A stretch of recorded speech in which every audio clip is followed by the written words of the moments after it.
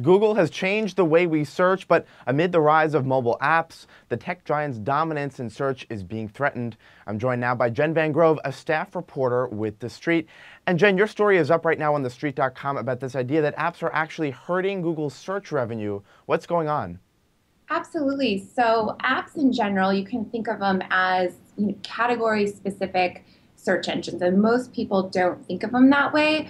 But on mobile, people search for information by using apps like TripAdvisor or Yelp and Expedia. And collectively, this group of applications is actually eating into the share of mobile search ad dollars that are out there. They're eating into Google's share a little bit.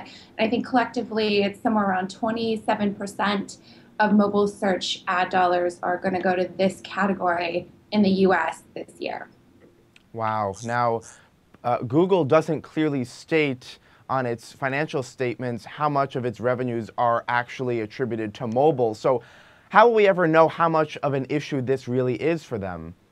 We don't know. I mean, the thing is you can look at, the percentage of mobile search ad dollars as a barometer. You can also look at the fact that mobile search or ad spending on mobile is set to surpass ad spending on desktop this year for the first time, according to eMarketer, which was where the other stat came from. And you can put those stats together, and there is just a general idea that Google is weak on mobile. The cost per click for ads is presumed to be lower there and dragging down the average cost per click. And so you can kind of pull all those things together and look at it in a big picture and just know that this is absolutely not a point of strength for them. All right, now Google's contract to be the default search engine on Apple's Safari is expected to expire this year. Is that going to be another headwind for Google? It's a sticking point. The Safari user is a coveted user.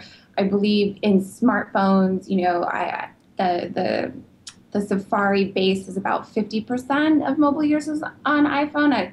Don't quote me on that, but it's a huge group of people, and Google needs access to these people because, as I just stated, they're weaker on mobile than they are on desktop. They have a very strong desktop advertising business. That's not in question.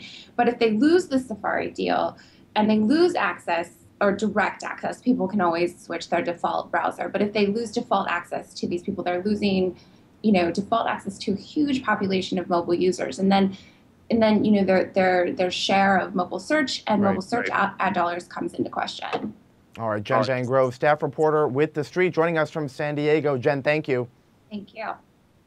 I'm Scott Gamm, and you're watching TheStreet.